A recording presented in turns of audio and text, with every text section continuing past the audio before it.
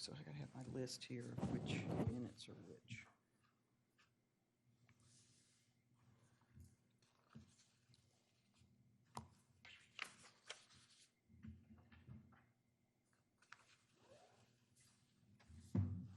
This is stuff I've been collecting. Cool. Stuff on so the Department of Ag's putting out information on the new invasive Yeah. species. Okay. Oh, cool. And then Yeah. they're also doing stuff. It's wonderful, yeah, yeah. Okay. Also. Thank you. Did a few things. So are we on now? Okay, great. Okay, I'm going to call the meeting of the Trees and Green Infrastructure Committee to order on Thursday, September 1st. Not our usual meeting time, a special date to accommodate to accommodate our members attending. It is now 10:05 a.m.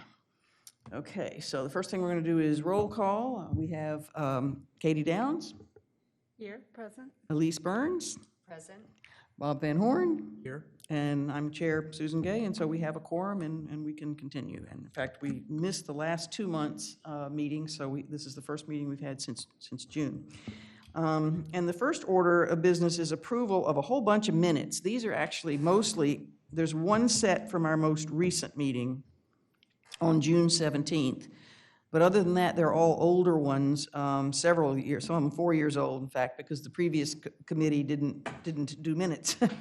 And for legal reasons, we have to catch them up. So the city staff went back into the recordings and produced all these minutes, and we have to approve them so they can be formally on the system. There are 10 sets, and in looking over them, I realized that that some of us were not here for some of the meetings, so we can't approve them all in one batch because different people are here to approve different ones. So, for example, for the meetings on July 13th, 2018 and June 23rd, 2017, I'm the only one up here now that was at those meetings. So my understanding is that I can make a motion to approve the minutes. Someone else who was not at the meeting can second it, and then I'll just approve them. So I make a motion to approve the minutes of July 13, 2018 and June 23rd, 2017. I second the motion. Okay, and I'll approve those. Then for the minutes on June 8, 2018, Elise here is the only one who was present at that meeting. So I'll make a motion to approve the June 8, 2018 minutes. Second. Okay, and Elise, you have to approve that one. I approve the minutes of June 8th, 2018. Okay.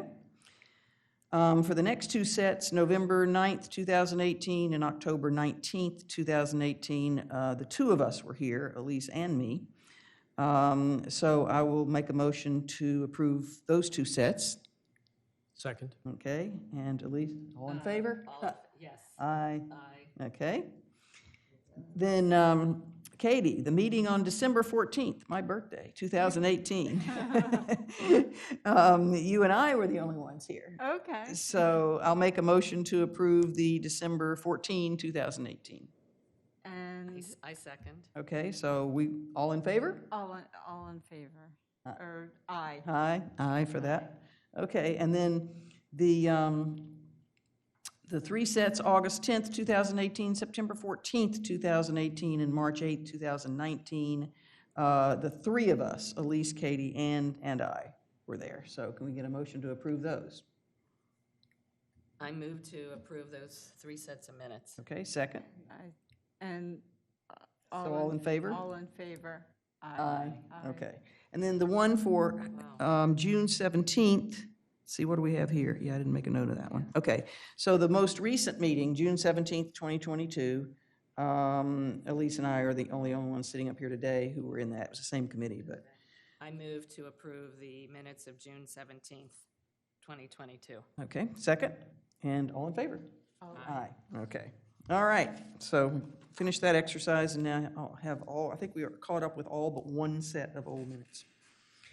Let me see, just look at the agenda where we go from here. Okay, so I have a few updates before we get into our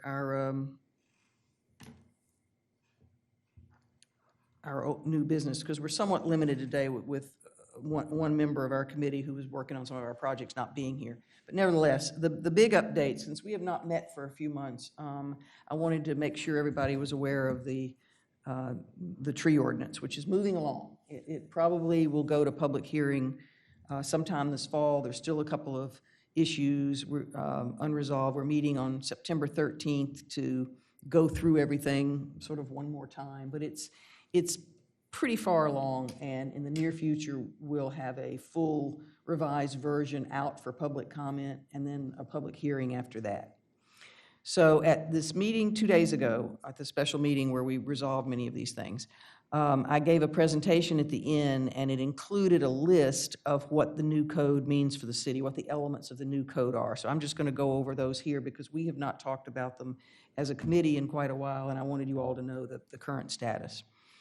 So the new code does keep the minimum density at 3 trees, but one must be a native canopy from the city-approved list. In fact, all of the trees to meet minimum tree density have to be from a city-approved list. So this gets to the quality over quantity, issue and gets us more native trees, we hope. The new code reduces the size of trees planted. In the current code, it's 12 feet and 3 inches. In the new code, it will be 8 feet and 2 inches, which gives flexibility for selection. There are more trees available at the 8-foot, 2-inch than there would be at the larger size, and it also gives flexibility to the homeowner who might want to plant it themselves. It's a little easier to plant one that's a little shorter. May I ask a question? Please. Can the trees be approved by Liz if they're not on the plant list? What? They be, if I were to choose trees that were not on Liz's plant list, could I bring my selection to her for approval? You mean to meet minimum density? That's correct. Well, I mean, first of all, I don't know that the new list is going to be exactly like the current list if you're looking at the current list, right? You're going to be doing a new list, right, essentially, a revised list. It's gonna be similar, so it's like 2 categories. The native canopy trees will be one, and then the other one would be non-native trees that reach a good size. So like non-native to Delaware, mid-Atlantic, like a yellowwood or something, a filbert, Turkish filbert, ones that are still like big trees but are non-native. So that way, even though we're not getting the native status and the benefits that provides, at least we're getting the canopy. And then all the native understory trees will be on there. So the number of trees on the list will probably come close to doubling, would be my guess. Okay. But we haven't discussed trees off the list. Okay, like if, for example, if Halesia was not put on the list and it's native and it gets huge, then would I be able to come to you and say, could I use this? I would think so, because sorry, I haven't been talking to my microphone, sorry again. I would think we'd be able to, because like right now I don't have bald cypress on the list because the way the list is written in the code, because of how it's a deciduous conifer, but the code keeps talking about evergreens and conifers, and I'm like, it doesn't fit anywhere on the list. Exactly. So one It's time nothing. somebody came to me and said, well, can I plant this in lieu of my deciduous canopy tree? And I'm like, well, the thing's gonna get 70 feet. It meets the spirit of it. Right. It wouldn't be fair to say no. So I would think there'd be a little bit of leeway in there. Well, if, in that case, I didn't realize this, so I guess we might have to put something in there about from a city-approved list or approved by city arborist. Well, we could just have it right on the list. Any other species meeting minimum okay. requirements of height and canopy spread as approved by city arborists. Right, you could do something that. like that. Yeah, we could do All right, Yeah. thank you. yeah. Thanks, Liz. Well, and because they come out with new Yeah, that's true. hybrids They and do come out with new cultivars, things, so the list has to be updated anyway from time to Yeah. time. So the next thing on it, and this is actually, I suppose, something that probably has not been resolved yet, that line trees would count toward the density requirement. That's what's in there currently, but Liz identified some issues with that. If someone takes out a tree that's a line tree, then it affects the neighbor's count of trees. So I don't know how we're going to resolve that, or if we're going to resolve it, but that is still, there's still a question about that. Even though in the spirit of the code would be to count line trees because they tend to be larger, more valuable trees, and therefore why shouldn't they count? Right. And then the two things that it does for protection, it provides greater protection measures for greater measures for tree protection during construction, and then even greater protection if heritage trees are present on a residential lot. And I believe heritage trees are going to be defined as 24 inches, right, or above? We've gone back and forth on that, I think between 20 and 25-ish. Okay. So I don't know what we landed on. Well, I'm not sure we did, which Okay. was one. The current code, I think, has specimen trees at 24. But it does, all that does is trigger mitigation, so it's not that. Well, is there a standard definition for heritage? So it's just, Whatever we think, what size does a tree become a tree that's not easily replaced? yeah.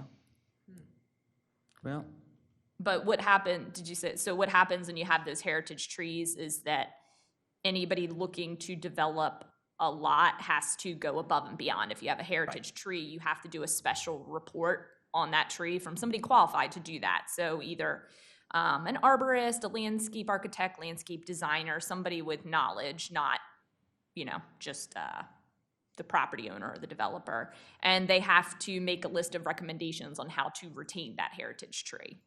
So whether it's, root pruning by hand or moving the house back 2 feet, stuff like that. yeah, okay, great. And then the next thing is it simplifies mitigation. So no longer, this has been in there from the beginning, no longer based on the diameter, collective diameter of all the trees removed, but it's now tree for tree. You take a tree out, you replace it. Yeah.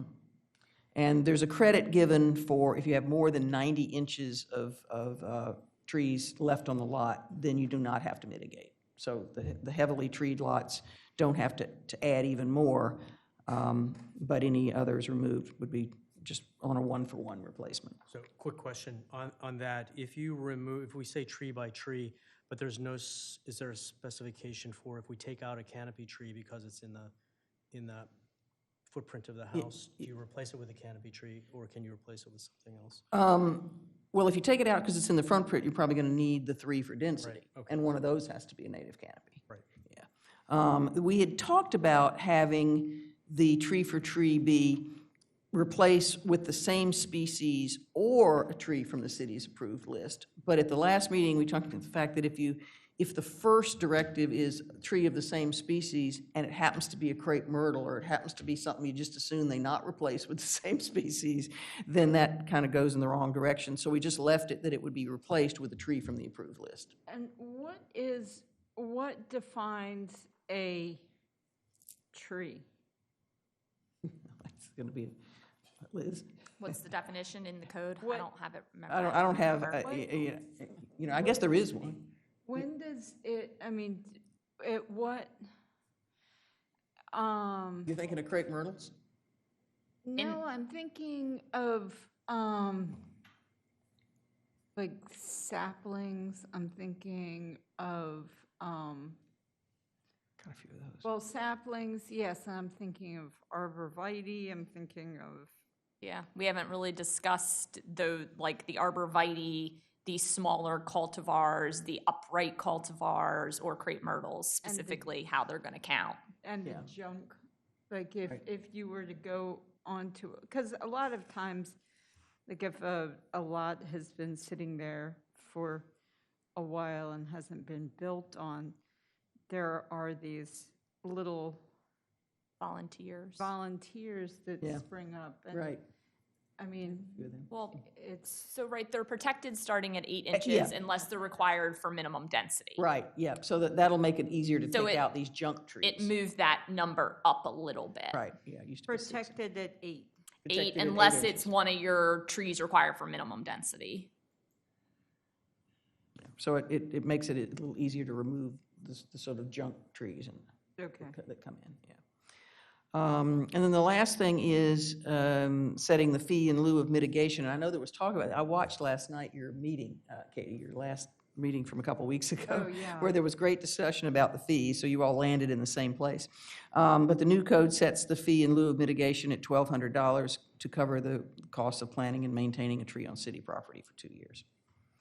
So that's essentially it. Now, when I gave this presentation the other day, I also went beyond the tree code revision, because throughout the process, it's been apparent that we needed greater flexibility, we needed a more user-friendly code, but we were also going to be realistically losing trees, because that's what's happening anyway on a day-to-day basis. So I gave some suggestions for sort of next steps, and I raised the possibility that the city might want to consider a landscape ordinance to address native plants in a more comprehensive way. And there were some other ideas like promoting and educational efforts for pollinator gardens and lawn alternatives, one of which we're going to talk about today, so the timing's great. But anyway, so I hope the tree code is not just a one and done, but maybe is a first step toward some other, environmental changes that would help the city. So any other questions about the status of the revision? No, I think it sounds like it's, coming along, and I think that these changes sound like they're very good. Sounds like there's some things that need to be ironed out, but it sounds There like, still are a few things, yeah. but it definitely sounds like it'll be more helpful, and it will be hopefully easier to explain to Yes, clients. you're right. Like Which is- anything else, like you kind of have to practice in something for a year. So probably about a year in, we'll figure out all the spots we messed up Right. and all the loopholes. Yeah. But Yeah, I mean, that's what I And found I'll myself. be like, Liz. and I'll be like, Glenn. Yeah. Well, when I was I'll be watching that like, meeting, when I was "Help." watching your last meeting, I thought to myself, okay, so how's this new code going to affect these? And yeah, so it will be interesting to see. But, okay, so then the next thing I have under the updates is a special consideration for fall meeting dates, and this came up in the process of setting this date to try to get a date when everybody could come, because we're going soon through a transition. Because all the committees have to be chaired by a commissioner. Consequently, when I step down, this committee will get a new chair. But the appointments are not made until the October meeting. And this year, that's the 21st of October. Since our meeting in October our normal scheduled meeting date falls before that, it means that this committee will not meet in October, because it will not have a chair after September. So that's one factor. So the next regular meeting of this committee would be November, I think it's the 7th, is that first Friday or second Friday in November. So that's the next regular meeting. However, there's also an opportunity here, because in talking about these meeting dates with the mayor, this was last month, I had told him that one of the things we'd been talking about was an educational program for the fall. And he advised me that if and when we do educational programs, those should take the place of our monthly meeting, because to do otherwise is to sort of double up in the month, to have two long sessions a month, and it increases staff time and is therefore not desirable. So he said, if you're going to have an education program, let that be, even if it's at a different time of the month than the committee meeting, but let that be basically your meeting for the month. This provided, coincidentally, an opportunity to salvage October, because if we have an educational program in October, we're not having a regular meeting in October. But if we have the educational program in that last 2 weeks or at any time after the 21st, when there's a new chair, there you go. You can have the educational program and not lose October altogether. And we're going to be talking about that a little later, but that is going forward something to keep in mind as you do, if you talk about doing seminars, that would replace a meeting date. And that may be fine. I mean, there's obviously value in having the workshops for the public and all that. So just something to keep in mind. Well, and if we do have this presentation, we have to make sure we have a quorum of the committee. Yeah, Yeah, absolutely, So that's going to be really important. that's right. I will not be here the first week. Of October? The first week, potentially, I mean, yes, the Well, first this wouldn't be week, until the end. This wouldn't be, Okay. we'll get to the dates later. Okay. But speaking of a quorum, the other thing he told me I thought was interesting, the mayor mentioned, is I talked about how we were thinking about, sort of coordinating with the Environment Committee on some of these, because there's crossover with the lawns, the pollinator gardens, some of the initiatives they're doing. He advised against that for logistical reasons. He said if you have a joint meeting, he said, one group could be technically the sponsor of it, and then the other group could come to it or whatever. But to have both officially sponsor it means you have to have a quorum of both bodies there. And if you get to the date and you're missing people from the second group, then you can't have any.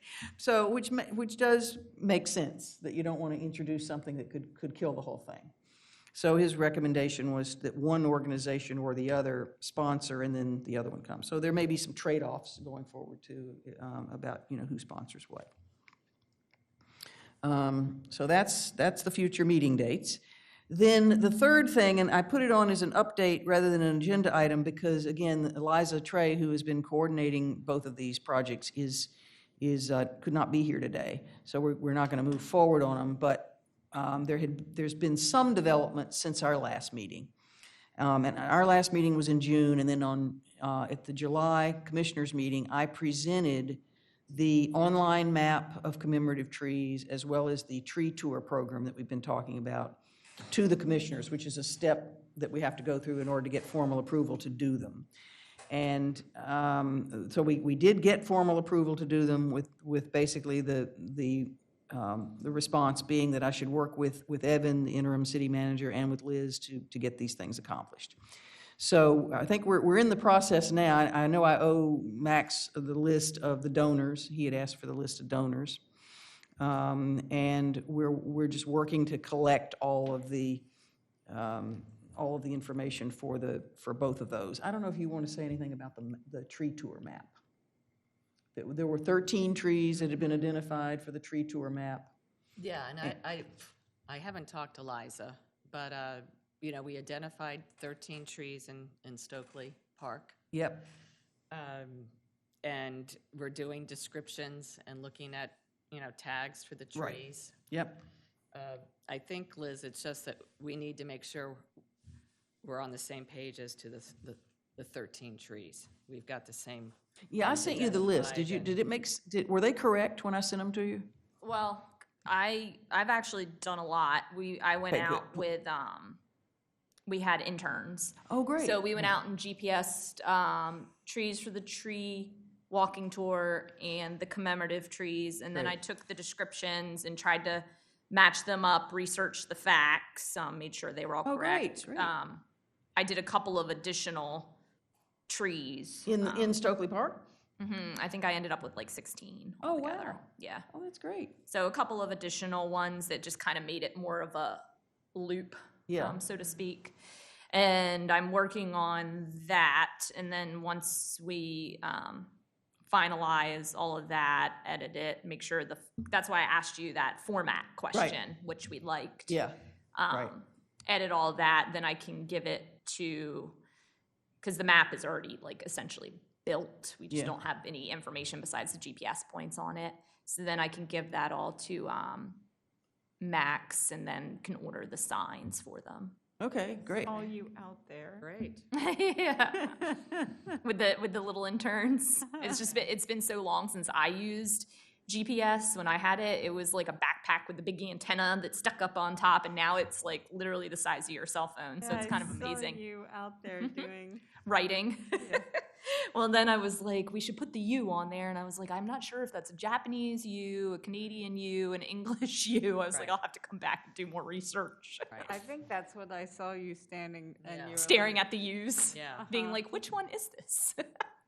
So then It's a nice sized tree. at the next meeting, they should talk about that form, because you had asked about the format Yeah, I for the used the information. format that Yeah, I was- like the outline format. That was sent to me, Yeah. yeah, with the native range, type, wildlife, environmental, Right. landscape value, the history, and then a fact. Okay. But we should bring all that to the next meeting where Eliza is, and I guess get agreement on moving forward on those things. But that's great. I'm glad that we can. What do you guys want to do? You want to edit them?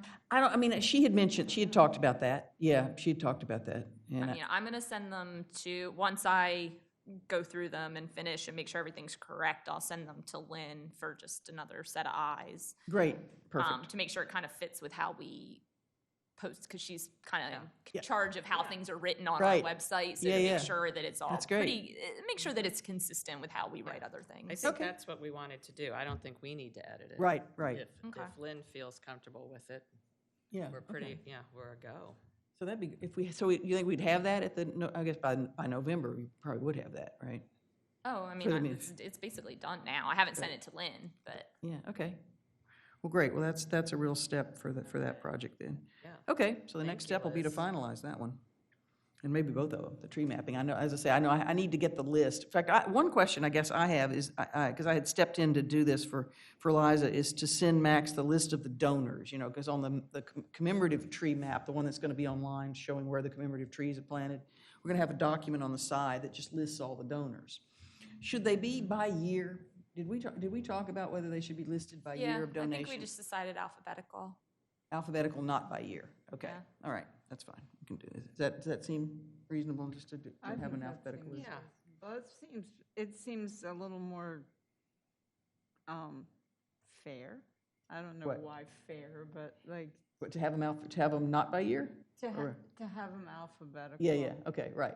Well, okay, and then if that's you're fine. looking for a name, like it's A easy name, right, to go through and look for Exactly. your name or Yeah. whatever it may be. right. Okay. Well, great. So then we actually do have progress on the tree mapping and the tree tour. All right, so we're going to move on to, unless, does anybody from the public have any comments or, okay, I always forget to ask that. So we'll move on to new business, the educational lectures on lawn alternatives and others. The opportunity for a lawn alternative lecture actually came up within the last couple of months, and Elise has had some communication, and it just, again, I'm hoping the timing works out. Yeah. So I guess back in June, we talked about doing more educational presentations. And we've landed on the topic of reducing your lawn in your landscape. And there's been a lot of talk about this in the mainstream media, I'd say since springtime, about how to turn your lawn into a native habitat and removing your grass. And we're getting a lot of interest from homeowners through the Rehoboth Beach Homeowners Association. It's funny, that group has grown tremendously in the last couple of years. And folks are asking us a lot of questions of us on the board. And a lot of it has to do with landscaping. And so I had landed on a piece by a professor at University of Delaware named Sue Barton. She had done a piece on lawn alternatives. She's also an extension specialist with the state. And so I reached out to her, and she is willing to come down here from Newark and do a presentation for us. We've landed on a date. I don't know, do you want to talk about the date? Absolutely, yeah, absolutely, 'cause We've we all need landed, to- we need we've to approve landed it so I can on, move forward. okay, we've landed on the date of Thursday, October 27th at 10 a.m. I also reached out to the Sussex County Master Gardeners, too. So we might be working with our Sussex County Extension Specialist, too, Tracy Wooten, but that's still in the works. But Sue has offered to do this and has offered to come down from Newark, which is great. You said think- Thursday, October 27th at 10? Yeah, am I right with the date? Is the 27th Thursday? It was. Yes. The 27th Okay. is Thursday, yes, and it was Okay, 10 off the a.m. top I of saw my in head, in okay. the email she sent back, yeah. Yeah, so, that's right before Sea Witch. I think that might be a really good time. We might have more people in town Right? for it. Yeah. RBHA is willing to publicize. I think we'll do publicity Okay, yeah. through the Cape Gazette, through Lynn, getting Lynn's help in getting the word out. And do you want to describe what was the sorts of things that were in the article, or the sorts of things that people would be, the types of lawn alternatives that are recommended? I mean, a lot of it's, different types of ground covers. Yeah. There are a lot of native ground covers that you can use instead of turf. There's a lot of sedges that can be used. There's a lot of shrubbery you could do. You could, I think she's really going to, I'd like her to talk more about just, how bad a lawn is really for the environment. I mean, I think she's going to start off there. Because of the chemicals? Because of the chemicals, because there's no wildlife value in, in turf grass. We talk about, reducing mowers. Right. And air pollution and, possibly noise pollution if you wouldn't have lawns. And it's really just about the wildlife value that native plants, native ground covers and shrubbery would bring to a landscape instead of turf grass. Will she address alternatives for shady areas? Or only sunny areas? Oh, I would think. I think it's going to be all. Okay. I mean, I think shady areas are the best reason to remove a turf lawn. Right, correct. Because you really can't grow grass in shady areas. I didn't mention water, but I mean, so much water goes into a lawn that you're reducing water use too, and the stormwater value too of having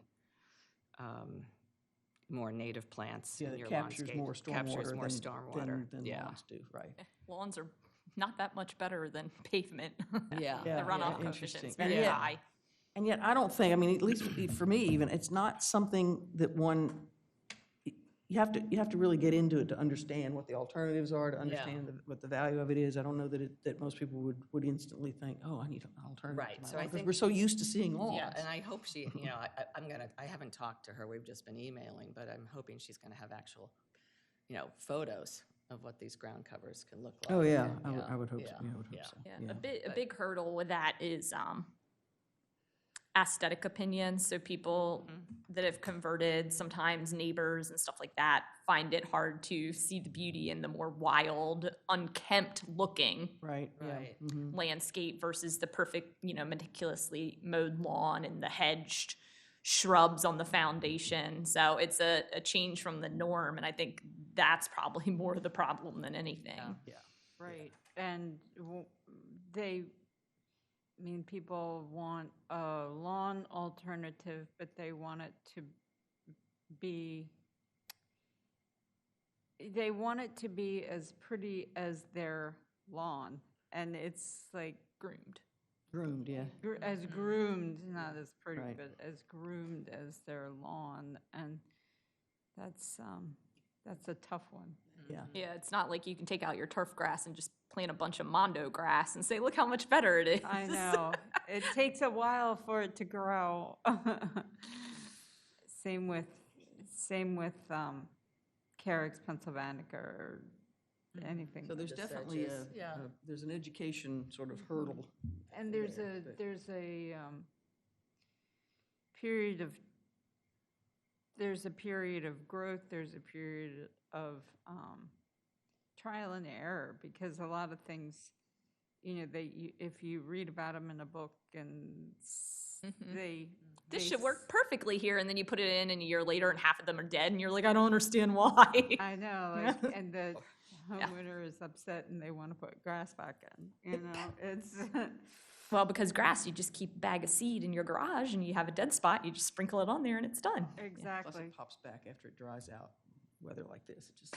Yeah. But once those native shrubs and ground covers are established, they don't need a lot of, a lot of Once they're tending and water. established, Exactly. Yeah, And that's what I'm it saying, would it's take an 1 to education effort. It's- 1 to you 2 also- years. It's not something the average person can just go and design something to look good. Like, it takes a lot of knowledge and skill and a lot of maintenance knowledge. It's not like you just mow it every 10 days. Like, certain Right. things With- need to be yeah. pruned, deadheaded, this, that, you know. Yeah. So there's definitely that learning curve. Is there also, I hadn't asked you about this before, but is also sort of a hybrid approach okay? Like, in other words, maybe somebody doesn't want to do their whole yard over, but they want to take baby steps. They want to do half of Oh, it. yeah, for Yeah, so, sure. Like, okay. there's a path, I've done paths that are native mosses. I've done just areas that are native, native, well, I've done areas that are more, more designed along with areas that are more just sort of wildish looking. And that's what the homeowner wanted. So there's a way to start the process without going for the whole. Right. And, I mean, Yeah. and I think that you probably don't need to use all natives. I mean, there are a lot of good pollinator plants that are non-native, like the alliums and things like that. They're great pollinator plants. But anyway, and that's sort of a hybrid approach too, because those are things that will, that the client will get a lot of bang for the bucks, Which is important, too. Yeah. and they'll feel better about planting the natives. So, Okay. Well, do we want to, first of all, we agree we should do this program, right? It's a good idea. Everybody thinks that? Do we need to take a formal vote, you think, or just as a consensus that we want to sponsor it? I don't know. I don't know if we need a vote or not. Do we need a formal vote? Consensus is okay? Okay, great. Because here's what has to happen next. I need to take it to the commissioners for approval and for setting the date, and I'll certainly give Mayor a heads up. However, the next voting meeting, I won't be there. So what I'm going to do is mention it in commissioner comments at the workshop, and then have either the mayor himself or somebody else present it for a formal vote at the September 16th meeting. So that's when it would be, formally agreed to, and then we could plan it after that. That would be enough time, right? 5 weeks? It's about 5 weeks, almost 6 weeks later. Okay. Then I guess that's the process we'll take on that one. But I think it's a great start. I mean, the lecture a few years ago with Doug Talamay was standing room only in here. It was incredible. It was on a Monday morning at 10 o'clock, and, there were a lot of people from all over the area and from Lewis here. So I hope this has the same Yeah, I do too. impact. Yeah. People are still talking about that lecture with Doug Talamay, so that's great. Yeah. And then, so that's all. What about, are there any other, this is probably a good time to talk about these materials. Well, and I also, had a finally, it's been hard to track down the master gardeners. Yeah. Because of COVID. They haven't been doing a lot of in-person presentations, and I think they are a resource. They have speakers. I did speak to the woman who's heading up the Speakers Bureau for the Master Gardeners. They do have pruning experts. This is a topic that Andrea has had an interest in doing a pruning workshop. Yep. I haven't been able to follow up with Andrea about that, but that's something, we've probably missed our window of doing it this fall, but it's something to keep in mind that we could sponsor. Right, okay. Prime pruning time would be, I'm thinking springtime, March, April. Okay. I don't know how many homeowners we have there, but it's something she really has an interest in. So we finally got the right person, identified the right person. And do they do that? Yeah, they would be Okay. willing to do something like that for Okay. us. And so it'd be, And they have other topics, I didn't go into it with her, but they have other speakers on topics that might be of interest okay, to good. our homeowners, so. Good. Well, then hopefully, maybe next spring we'll be. Yeah, maybe we doing a could do couple of something those. in the Yeah. spring, too. Okay.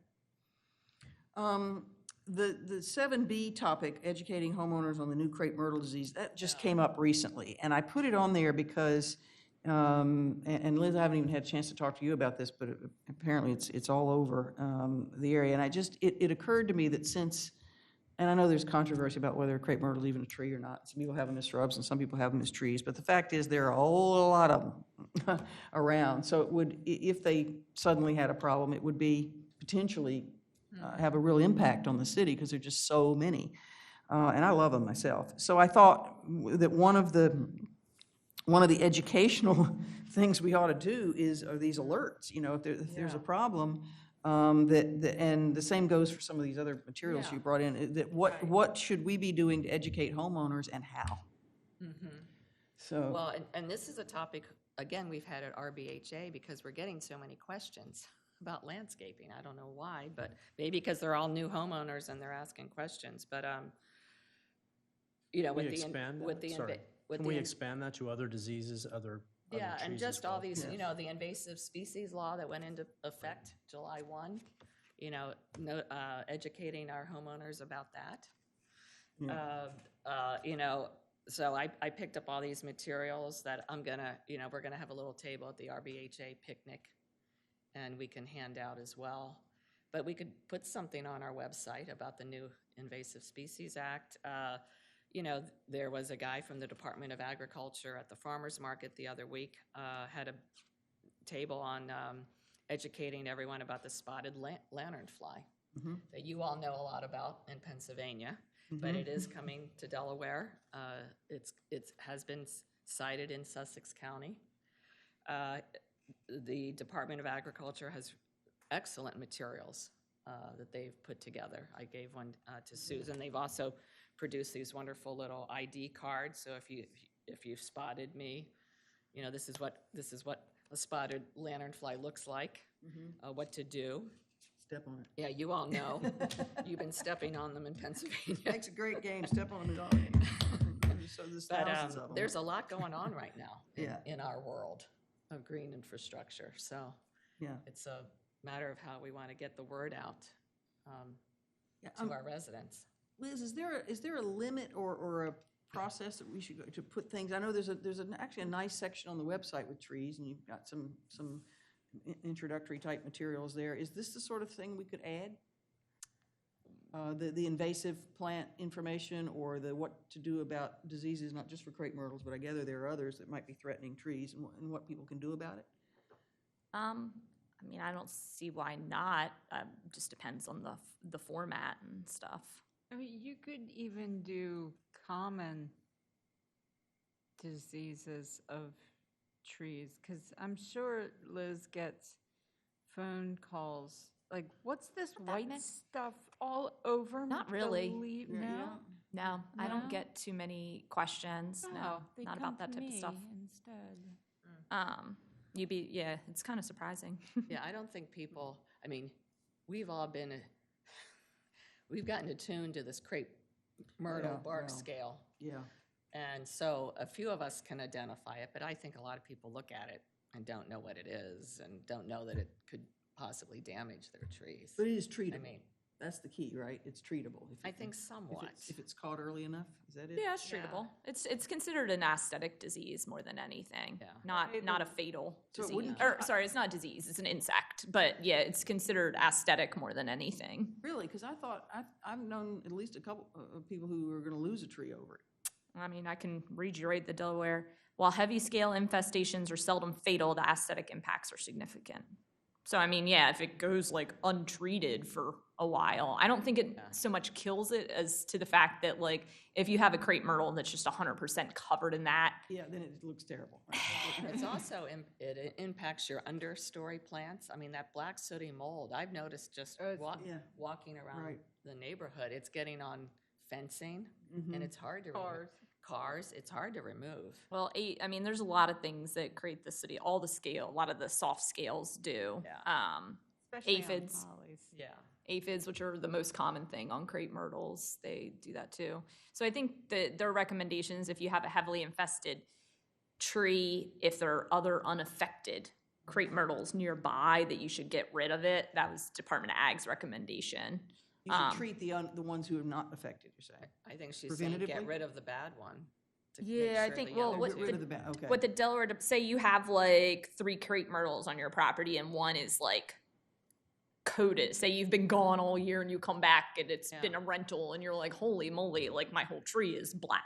Yeah, And it's from that, then they're saying that's the point in which you would want to consider removing it. removing it so it doesn't spread. Yeah, and because you also have to do like a monetary calculation too, right? How much is it going to cost to treat it?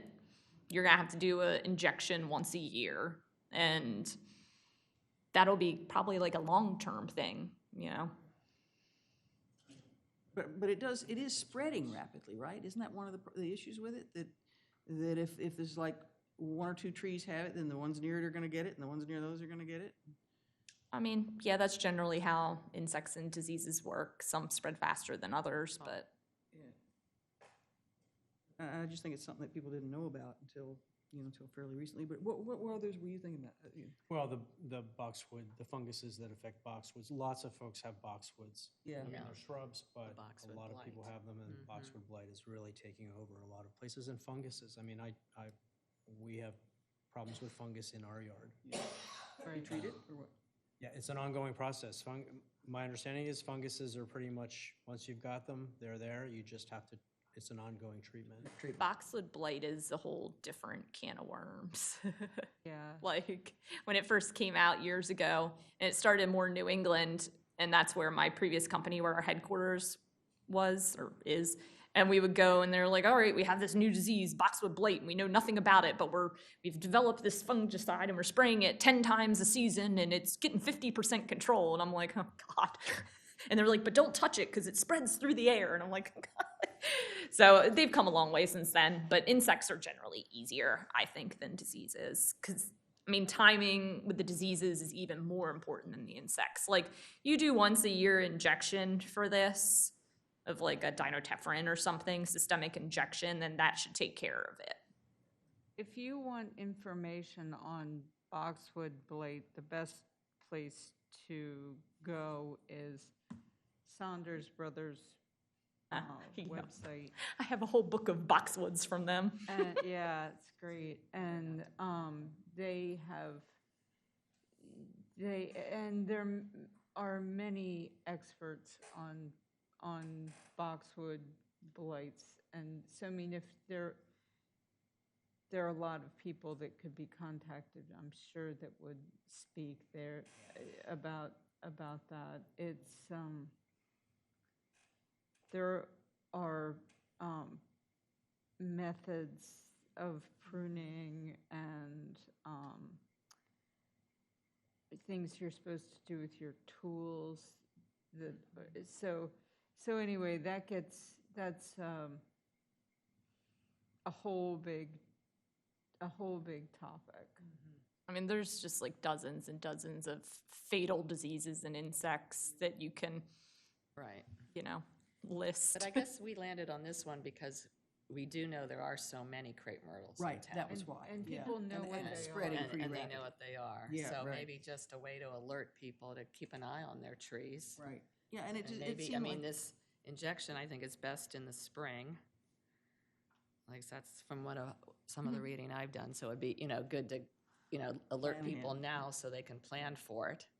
I think in general, we had talked about educational materials and articles on the website, and I know that several times that we've talked about, in fact, I talked about gathering up a list and so I think we just need to move on with that. It got pushed to the back burner, but I think we ought to be doing that. And this would be one of the topics. Yeah, I think you as well guys- as other kinds of Like I said, treatment. there's just so many Right. that I Right, think we'd have you to probably need to come up with some parameters on what you're going to focus on. Like to me, I think it'd be more important to be on the lookout for bacterial leaf scourge or hypoxylin on oaks than crepe myrtle bark scale myself. But, because, Both, There's not much you can do. but like the list goes on, I mean, right. there's just hundreds of things you could choose. Right, and to Liz's point, that bacterial scorch Yeah. on oaks It's really- spreads through the air. Yeah. You know, my poor oak tree is suffering, So and there are others. you probably, anybody that's like from that DC area, we had so many neighborhoods planted with pin oaks, and it would just, I mean, big, beautiful street tree pin oaks, and it would just hit like 50, 100 of them, and there's nothing you can do to save it. Yeah, You can do this really expensive like injection that hides the symptoms. right. That's it. Like it just buys you a few more years. But so it can't be successfully, the No. leaf scores, oh, No. jeez. Nope, okay. nothing to treat it. Unfortunately. Um, And it just goes, like you get one tree that gets it, the whole, just go right down the line. It's kind of like brown rot, the leaf disease on flowering cherries. It's like a condition, that can be semi-treated, but it's a conditional thing. Like perfect weather, tree is thick, hasn't been thinned out, and then it just spreads from every single one in the neighborhood. More aesthetic than anything, but Well, obviously something to keep tabs on because, you know, Yeah. to the extent we can treat, it'd be good to treat. Is it I guess we should stop and see if there's any public comment on any of our educational initiatives or these plans to put out information? Please. Please. Is it on? Yeah, Anna, that's true. I think this is a wonderful idea. And I wonder if you might consider, besides having the workshops, actually, for example, these landscaping plans that don't require turf, if the city would do some demonstration projects. So when they have an opportunity to plant something, don't just put mulch down, but plant one of these demonstration non-turf, the kinds of plants you're talking about that don't need a lot of attention and water, et cetera, and then put little tags up beside it and a sign that tells us what this is demonstrating. Because it's difficult when you're not a landscape designer or, Yeah. master gardener to take it from the book Yeah. to your own yard Yep. and figure it out and actually visualize what it looks like. So, and then the city would be walking the talk Yeah, that's true. rather Yeah, than just wanting the homeowners to right, do yeah. it. Yeah, it's a good idea. I mean, I think, you know, to that point, the city has started doing that. I mean, the Lake Avenue streetscape has a lot of wonderful native plants that could be incorporated into a landscape. Yeah, turf is the highest maintenance thing, so try not to do too much of it. Yeah. One place that might be, there might be an opportunity, potentially could be some of the little islands on Scarborough Avenue. Yeah. I mean, those could be spots, So the median, you mean? the median. Yeah. I mean, not all of them. Right. But there could be a couple. And probably to make idea, it, yeah. to make it as easy as possible, would be to pick some of the sunnier locations. Right, yeah, that's a good idea. That's a good idea. Or end locations or something like that. Okay, any other comments or anything? Then, all right, then I guess we'll move on to any committee member comments.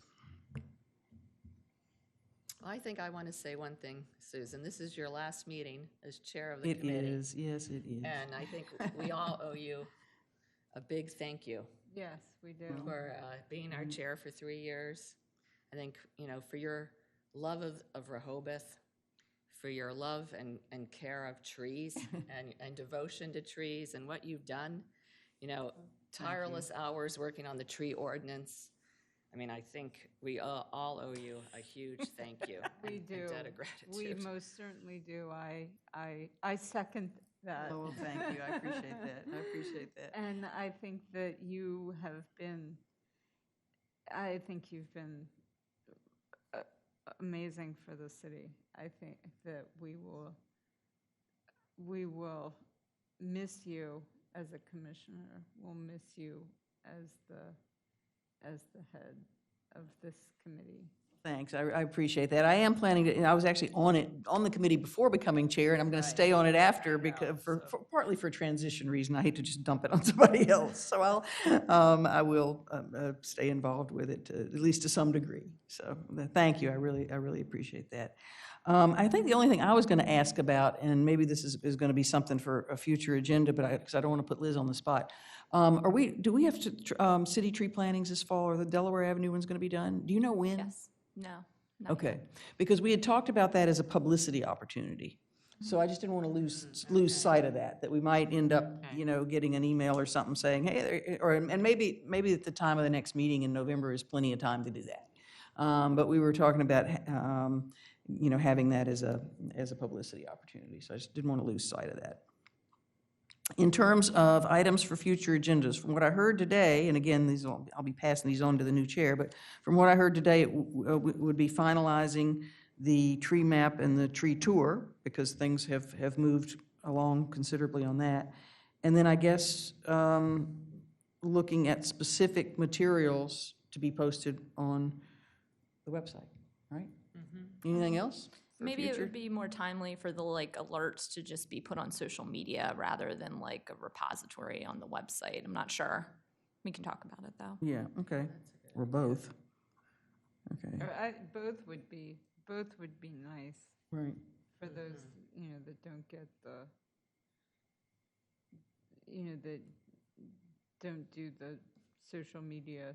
Right, yeah. Facebook or Right. Twitter. Plus, it gives somebody something to go back to a few weeks later if they want to check it Exactly. out. Yeah. Anything else, though, for future agendas? Any notes? I think that the educational topics are wonderful. Okay, I mean, yeah. they're wonderful for the homeowners, they're wonderful for people just wanting to, learn more, learn more Yeah, about what's going on and.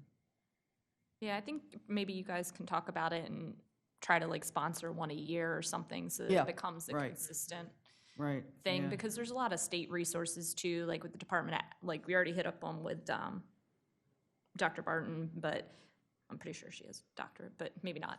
But you have the Urban Forestry Department, you have the Department of Ag, I mean, you have all of DENREC, so Right, there's a yeah, ton yeah, of yeah. different, There's a lot of people. yeah, there's a ton of different people that would be happy to come and speak, I think. Okay, good. Okay, so as I said earlier, because it says schedule next meeting, the timing would be November 7th, I think it is. And aside from, I guess that's it. If there's no other citizen comment, then I will adjourn the meeting at, looks like 11:01. Well, So, thank you. Thank you.